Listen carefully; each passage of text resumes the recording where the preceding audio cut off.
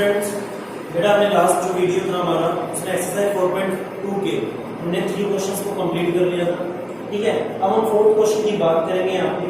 ठीक है, तो फोर्थ क्वेश्चन में देखिए बेटा क्या है आपके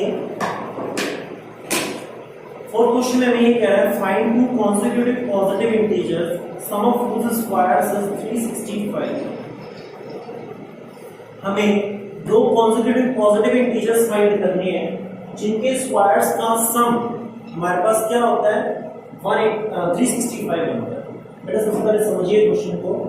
सम ऑफ whose स्क्वायर्स, उनके स्क्वायर्स का सम 365 है। इसका two consecutive positive integers, positive negative answer में देखा जाएगा, वो तो तब की बात है। अब पहले देखो पॉजिटिव होना चाहिए, तो चलो ठीक है। अगर कॉन्सेक्यूटिव वर्ड आया, कॉन्सेक्यूटिव का मतलब क्या होगा, लगातार आने वाले। फॉर एग्जांपल मैंने x माना तो नेक्स्ट वाला क्या होगा, x + 1 हो जाएगा। अगर मैंने x - 1 माना तो नेक्स्ट वाला x हो जाएगा, इस तरीके से। तो सबसे पहले मैं कंसीडर कर लेता हूं कि हमारे जो दो कॉन्सेक्यूटिव पॉजिटिव इंटीजर्स हैं वो क्या है बेटा, x और x + 1। सबसे पहले लेट किया मैंने, let the two consecutive positive integers are x and x plus 1। consecutive लगातार है बेटा, तो एक x होगा तो एक x plus 1 होगा। नाउ बेटा उसने एक बात कही है, अकॉर्डिंग टू द क्वेश्चन हम क्या कहने वाले हैं, सम ऑफ मतलब उनका addition, sum of whose squares, इनके स्क्वायर्स का सम मतलब x² प्लस x + 1 का होल स्क्वायर, इनके स्क्वायर्स का सम इज मतलब इक्वल 365। तो जो कॉन्सेक्यूटिव पॉजिटिव इंटीजर्स हैं उनके स्क्वायर्स का जो सम है वो कितना है बेटा, 365 है। इसके अकॉर्डिंग हमें करना है। चलिए ठीक है, यहाँ पे देखिए अब therefore according to the question हम क्या लिख देंगे, x² प्लस x + 1 का whole square is equal to क्या होगा बेटा, 365 हो जाएगा। तो चलिए इक्वेशन को बस इक्वेशन हमारे सामने है, इसको क्वाड्रेटिक में कन्वर्ट करके द लास्ट में उसके क्या कर लेंगे, सॉल्यूशन फाइंड करेंगे। ठीक है, तो चलिए x² ऐसे का वैसे, x + 1 का होल स्क्वायर मतलब a + b का होल स्क्वायर, तो भाई a² + b² plus 2ab equals to 365। x² plus x² that will become 2x² plus 2x plus 1। 365 को इधर ले आइए, -365 हो जाएगा। तो देखिए 2x² plus 2x बेटा 1 - 365 -364। अब 2 इसमें भी है, 2 इसमें भी, 2 इसमें भी। बेटा मैं चाहूं तो इस इक्वेशन को भी सॉल्व कर सकता हूं, लेकिन ये इक्वेशन मेरे आंसर को थोड़ा टफ बना देगी, मतलब लाने में मुझे टफनेस महसूस होगी। तो मैं क्या करता हूं, इसको इजी करने की कोशिश करूंगा। तो जो कॉमन है उसको कॉमन लेके राइट साइड में डिवाइड में लगा दीजिए। तो भाई 2 है सब में कॉमन, तो x² plus x minus 182 equals to 0।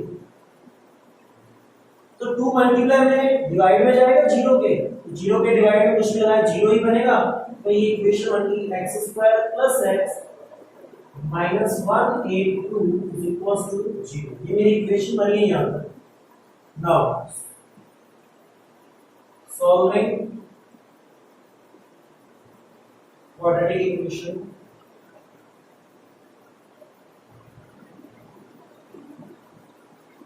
क्या करेंगे, हमारी इक्वेशन है x² + x माइनस 182। तो भाई इसे सॉल्व करते हैं, तो इसको हम क्या कर देंगे बेटा, x²।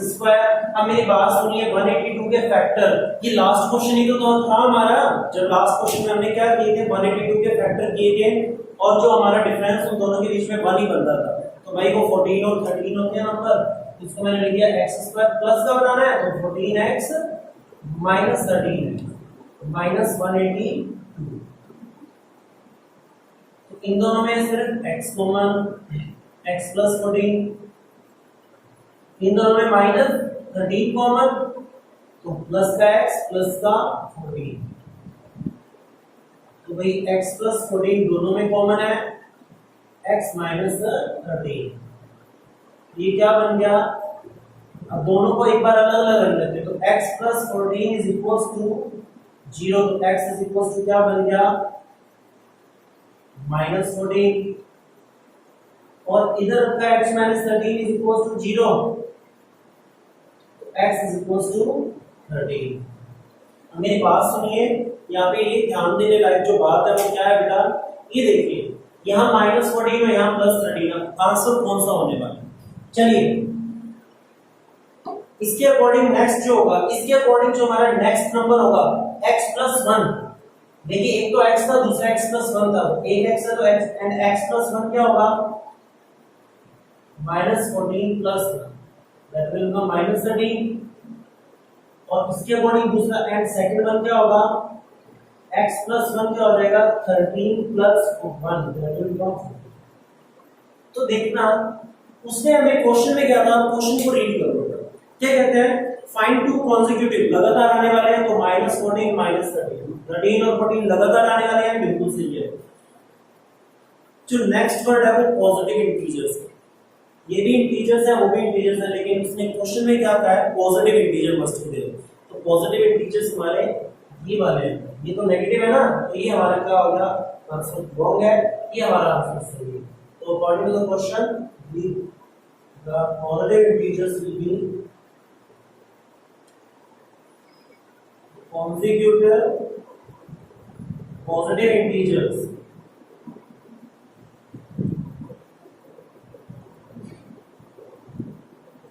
will be 13 and 14। ये हमारा क्या हो गया? आंसर।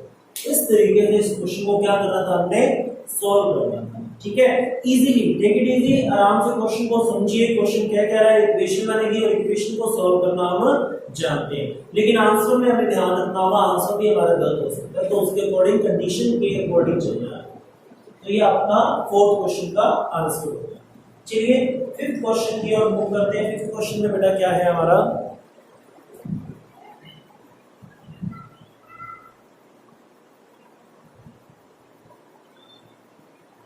फिफ्थ क्वेश्चन में क्या कह रहा है? The perpendicular of a right angle triangle is 7 less than it's base. इसके बेस से इसका परपेंडिकुलर क्या है? 7 लेस देन, मतलब 7 कम है।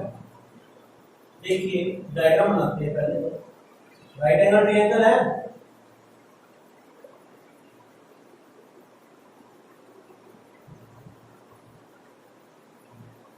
A B C, right angle triangle है। Let us consider this is base, let us consider this is perpendicular and this is hypotenuse। ये perpendicular, ये 90 डिग्री है, और perpendicular मतलब साइड के बारे में बात करें। The perpendicular of a right angle triangle is 7 less than its base। Base से कंपेयर करवा रहा है ना? तो मैंने आपको बताया था जिस से कंपेयर करवाता है उसको कंसीडर करना होता है। तो मैं मान लेता हूं बेस मेरा कितना है? x सेंटीमीटर, 13 सेंटीमीटर है क्या है? हाँ सेंटीमीटर है, तो सेंटीमीटर है तो यूनिट में हम सेंटीमीटर ही मान लेते हैं। तो let us consider let the base of right angle triangle is x centimeter, therefore perpendicular will be x minus 7 centimeter। क्यों भाई परपेंडिकुलर क्यों होगा? क्योंकि उसने कहा बेस जितना है उससे 7 सेंटीमीटर कम कौन है हमारा? परपेंडिकुलर, ये उसने कहा, ठीक है? अब लास्ट में क्या कहता है? The hypotenuse of the triangle is 13 centimetre. Last में क्या कहता है? Hypotenuse is 13 centimetre. तो चलिए अब देखिए इसमें क्या करना है। लास्ट में हमें क्वेश्चन क्या पुट करना है? Find the other two sides. ये वाली साइड्स फाइंड करनी है बेटा। ये तो कॉमन सी बात है, अभी हमारे पास राइट एंगल ट्रायंगल है और इसमें हमें पता है जब तीनों साइड्स पता है तो उसमें क्या लग जाती है? पाइथागोरस थ्योरम लगती है। अब इसमें अकॉर्डिंग टू क्वेश्चन हम लिखेंगे बेटा बाय पाइथागोरस थ्योरम। प्रॉपर्टी कह लो, थ्योरम कह लो, थ्योरम अभी आपने प्रूफ नहीं पढ़ा, इसका प्रूफ आपकी इस बार है बाय पाइथागोरस प्रॉपर्टी। चलिए क्या होगा बेटा,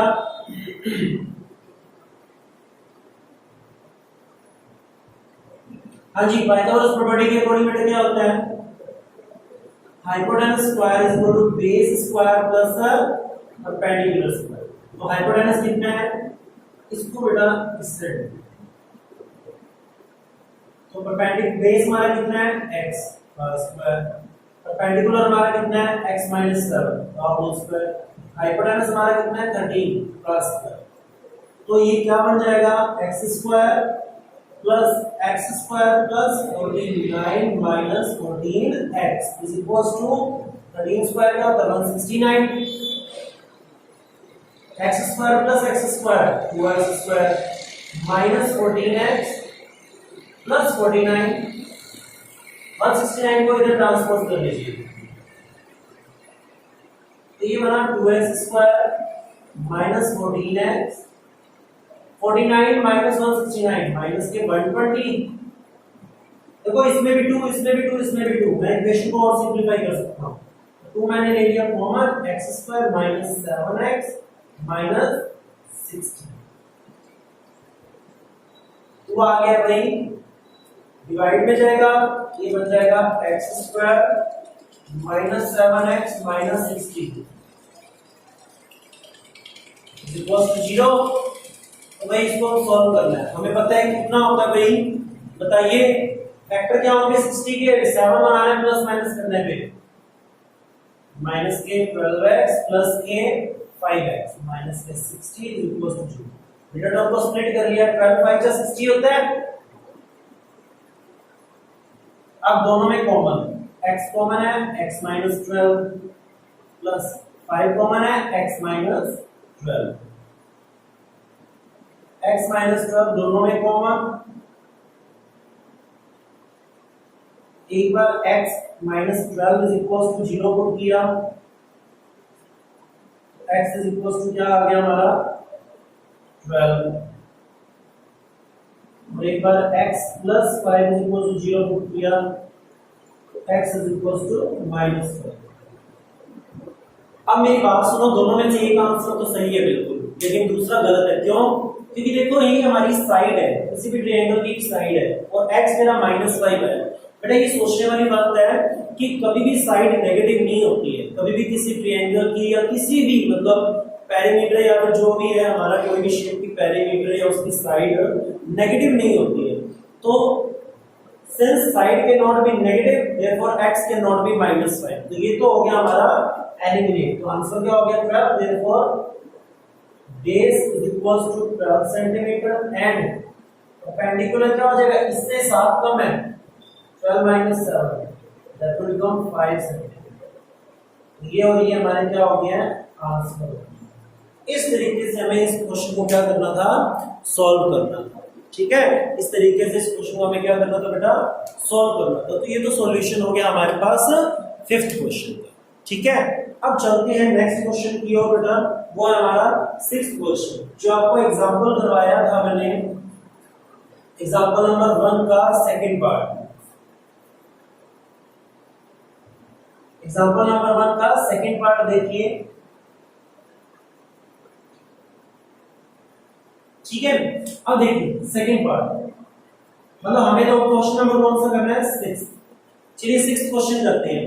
क्या कह रहा है, a cottage industry produces a certain number of poultry articles in a day. एक कॉटेज इंडस्ट्री है, वो पोल्ट्री आर्टिकल्स, पोल्ट्री मतलब देखो एक मिट्टी होती है टाइप की, उससे जो बर्तन वगैरह या बनते हैं आर्टिकल्स बनते हैं उनके बारे में बात कर रहे हैं। ठीक है, तो कुछ आर्टिकल्स बनते हैं उस कॉटेज इंडस्ट्री के अंदर। ठीक है, फिर क्या कहते हैं, it was observed on a particular day, एक दिन देखा गया कि the cost of production of each article, हर एक आर्टिकल की बनने की जो कॉस्ट जो रुपए थे वो कितने थे, 3 मोर देन, 3 ज्यादा थे, twice the number of articles produced. जितने आर्टिकल रोज बनते हैं ना उनका डबल करके उसमें 3 ऐड करें तो उतनी कॉस्ट बनती है किसकी, एक आर्टिकल की। ठीक है, if the total cost of production of that day was ₹90, अगर सारे आर्टिकल्स जितने भी बने थे उनकी जो टोटल कॉस्ट क्या है ₹90 है, then find the number of articles produced and the cost of each article. देखो सबसे पहले कंसीडर कर लेते हैं जो उससे पूछा है, let the number of article produced on that day, that the number of articles produced in a day, bx, and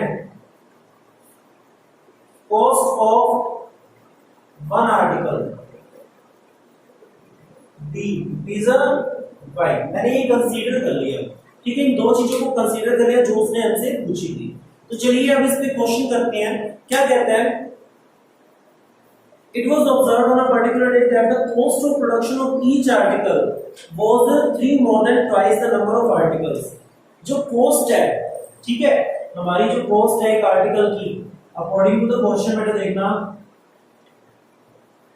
y जो कॉस्ट है आर्टिकल की is 3 more than, 3 ज्यादा है, twice of its number of article produced on that day। जितने article बन रहे हैं दिन में उसका डबल करके उसमें 3 ऐड करो तो क्या आती है, मेरी एक आर्टिकल की कॉस्ट आ जाती है। तो y इज इक्वल टू क्या होगा बेटा 2x प्लस 3, ये हमारी इक्वेशन 1 है हमारे पास। अच्छा, अब नेक्स्ट क्या कहता है, एंड, ये तुम्हारा फर्स्ट पार्ट था। सेकंड क्या कहते हैं, टोटल कॉस्ट वाज ₹90, मतलब एक दिन में जितने भी आर्टिकल्स बने उनकी जो टोटल कॉस्ट है वो कितनी है, ₹90 है। मेरी बात सुनिए, उस दिन भी मैंने समझाया था कि टोटल कॉस्ट कैसे निकलती है, एक आर्टिकल की कॉस्ट को जितने आर्टिकल्स है उससे मल्टीप्लाई कर दीजिए। ये एक आर्टिकल की कॉस्ट है, इसको मैं किससे मल्टीप्लाई कर दूं, जितने आर्टिकल्स बन रहे हैं, मेरे पास टोटल कॉस्ट आ जाएगी। तो y into x, एक आर्टिकल की cost multiply by total article, total cost आ जाएगी ₹90। इतना हमें दिया हुआ है, y की वैल्यू पुट कर दीजिए इक्वेशन 1 से। From equation 1 2x plus 3 multiply by x is equals to 90। तो देखो ये बन गया 2x into x, 2x square plus 3x is equals to 90। तो ये हो गया 2x square minus 3x minus 90, 90 को इधर ट्रांसपोज कर लिया इज इक्वल्स टू 2। ये क्वाड्रेटिक इक्वेशन बनती है। ये और सिंपलीफाई होती नहीं है क्योंकि सब में सेम चीज कॉमन नहीं है, बस इसी को ही सॉल्व करना है हमने। On solving the quadratic equation,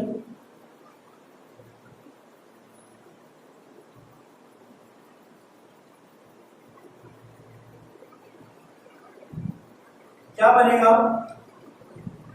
2x square plus 3x, यहाँ पे बेटा प्लस करना, प्लस 3x माइनस 90। अब मेरी बात सुनिए, हम सबसे पहले इन दोनों का प्रोडक्ट करते हैं तो इक्वेशन सॉल्व होती है। तो 90 into 2 180 होगा। 180 के ऐसे फैक्टर करते हैं जो प्लस माइनस करने पे 3 बनाते हैं, बेटा वो क्या होते हैं, 15 and 12, 15x minus 12x minus 90 is equals to 2। तो इन दोनों में क्या चीज कॉमन, सिर्फ x, 2x plus 15 बचा अंदर, इन दोनों में 6 माइनस का कॉमन, 2x plus 15 बचा। तो भाई 2x plus 15 दोनों में कॉमन है और x minus 6 बचा। तो एक बार मैं 2x plus 15 को पुट कर देता हूँ 0 के इक्वल, तो ये हो गया x की वैल्यू आ जाएगी -15/2, और एक बार x minus 6 को 0 के इक्वल पुट किया तो x is equals to 6। अब मेरी बात सुनिए, ये कॉस्ट नंबर ऑफ आर्टिकल्स हैं प्रोड्यूस्ड इन अ डे, एक दिन के अंदर बनने वाले आर्टिकल्स हैं ये। तो आर्टिकल्स कभी नेगेटिव होते हैं क्या, अभी आज -6 आर्टिकल बने हैं, आज -7 आर्टिकल्स बने हैं, नहीं ऐसा कुछ नहीं होता है। तो ये since articles can not be negative, therefore ये हमारा आंसर क्या हो जाएगा, एलिमिनेट हो जाएगा। तो हमारा आंसर क्या हो जाएगा, x is equals to 6। तो 6 आर्टिकल्स उस दिन बने थे, देयरफॉर y क्या हो जाएगा, कितना था, twice of x plus 3, twice of x कितना है, 6 plus 3, 12 plus 3 that will become 15। तो these 15 एक आर्टिकल की कॉस्ट है और 6 आर्टिकल्स उस दिन बने थे। चेक कर लीजिए, 15 into 6 90 होता है, तो 15 इंटू 6 90 बन रहा है, ठीक है। इसके अकॉर्डिंग हमें क्वेश्चंस को करना था। बेटा ये आपकी कौन सी एक्सरसाइज कंप्लीट होगी? आपकी एक्सरसाइज 4.2 कंप्लीट होगी। आप लोगों को चेक करना है कि हमें नेक्स्ट एक्सरसाइज कैसे करनी है। अब नेक्स्ट एक्सरसाइज में क्या होगा, बस एक फॉर्मूला एक्स्ट्रा आ जाएगा, वो मैं आपको नेक्स्ट एक्सरसाइज नेक्स्ट वीडियो में ही शो करूंगा कि उस फॉर्मूला को कैसे यूज करते हैं, ठीक है। तो अपना वर्क कंप्लीट कीजिए, तब तक के लिए हैव अ नाइस डे बेटा।